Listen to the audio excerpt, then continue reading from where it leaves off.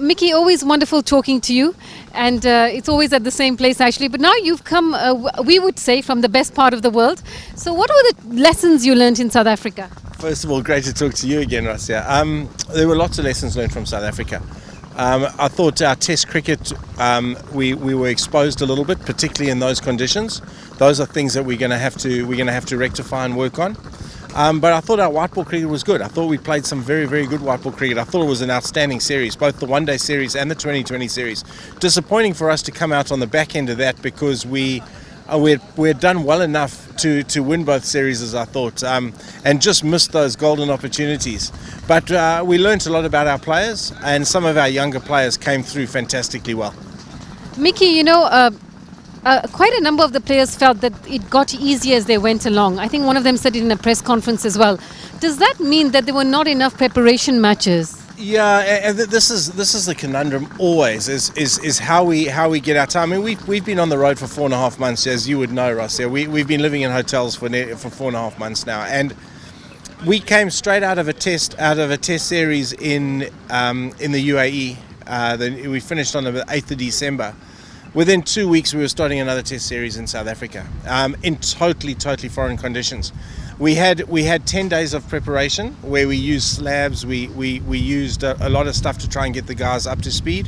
We had a 4-day game of cricket. We had a 4-day game that against an invitation side that was nowhere near the intensity of a test match on a very flat wicket, and then we walked straight into Centurion Park, and you were there. You saw what Centurion was like. So it was tough. It was very tough, and that's always going to. I think every international team in the world has to deal with it. And that's not to say it's right. I saw West Indies the other day wrote to the ICC and said, before every international first test match, there has to be a game against a fully fledged A side, and I thoroughly endorse that sentiment. That's good. That's wonderful.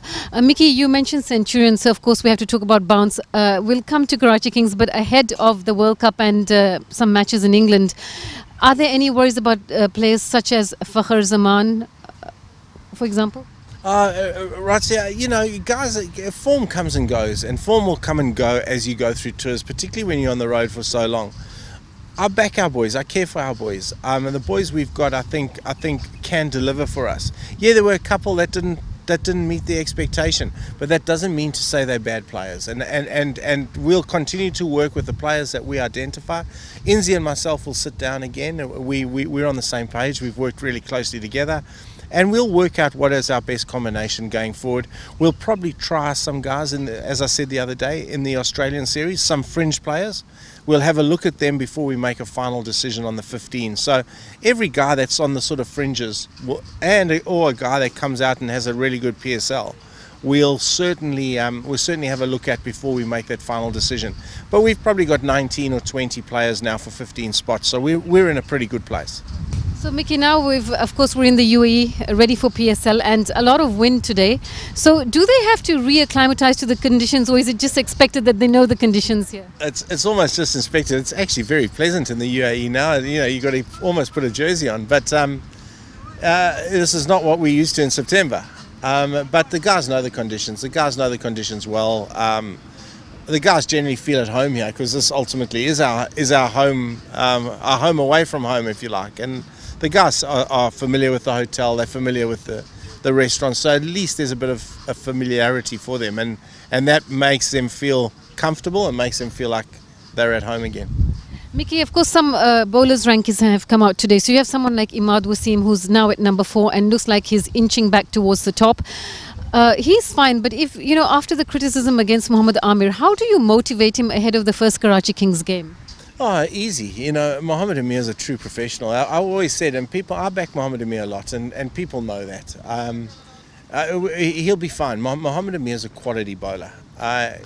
Mohammad Amir motivates himself. I don't have to motivate Mohammad Amir. As I always say to every player, I don't pick, myself and Inzi don't pick you or leave you out. You pick yourself, you leave yourself out, because performance is all we look at. So he knows where he needs to be, and I'm pretty confident that he will be up to speed. And moving forward into a World Cup, I'm comfortable that he'll be very good for us.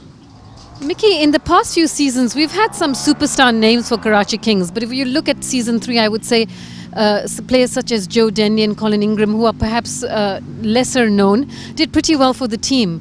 Do you sometimes feel in league cricket it's sometimes better without the superstars? Yeah, look, I do. I really do, because I think you need to get people that are invested in the franchise.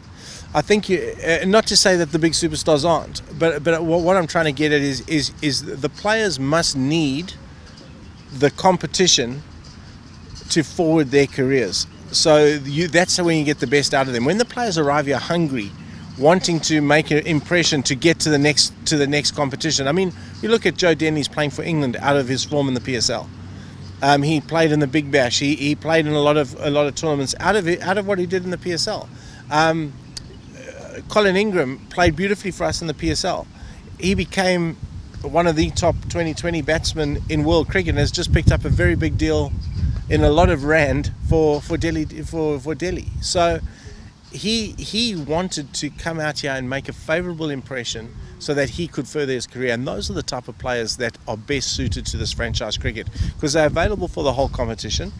They're hungry and they want to prove a point to everybody. Those are the guys we're looking for.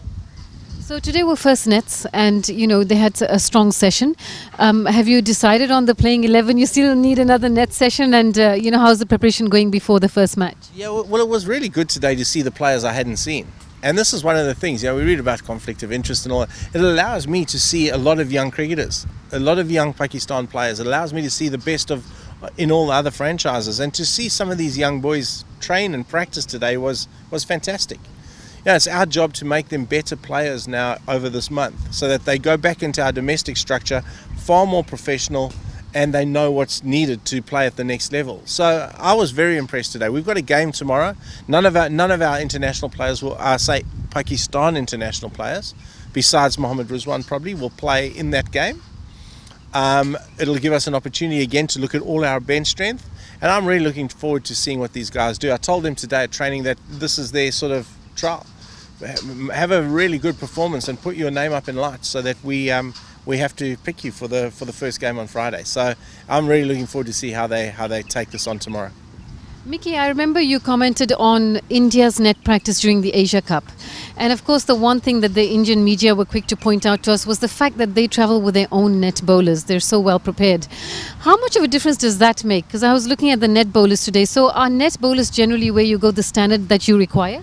Oh, look, in the net bowlers, it's harsh to criticise them because they come down and they give their time and they come and work for us. So they try their best. I wish I had the budget of India where they could fly their own 18 bowlers around because that's perfect preparation. But we just don't. We're going to get. I've had chats with Wazim Khan and Mr. Mani going forward. We're going to get a lot more proactive in terms of our preparation specifically around Test cricket. Like when we go to Australia at the end of the year, we want to get there early. We want to get our Test batsmen there early, even if it means missing a couple of ODI games. We think that preparation is going to be better because once we finish the World Cup, our focus has got to go back onto Test match cricket and getting us back to where we need to be in Test match cricket. And straight after the World Cup is the first round of the Test match championship. So we want to be fully prepared for that. Mickey, even though we've got international players in the PSL, do you feel the league still reflects what's happening in Pakistan in the sense that the bowling sides of every franchise are stronger than the batting sides? Yeah, and I think that's fair, Ratsi. And I think what you'll see is a lot of franchises have got overseas batsmen, which doesn't really help us because we try and develop batsmen. But that's because I think our bowling stocks are still very, very good, and our batting stocks are probably a little bit bare. So that does reflect Pakistan cricket really. Okay. Well, I'm sure we'll be talking to you soon, and good luck for the first match. Thank you, Rasia.